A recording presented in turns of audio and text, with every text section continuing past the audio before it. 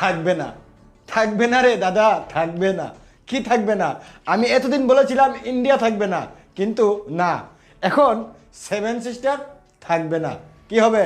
Seven sister থাকবে না, কারণ ডক্টর ইনুস কত বড় ইন্টারন্যাশনাল খেলোয়াড় এতদিনে ইন্ডিয়া ঠিকই টের পেয়েছে।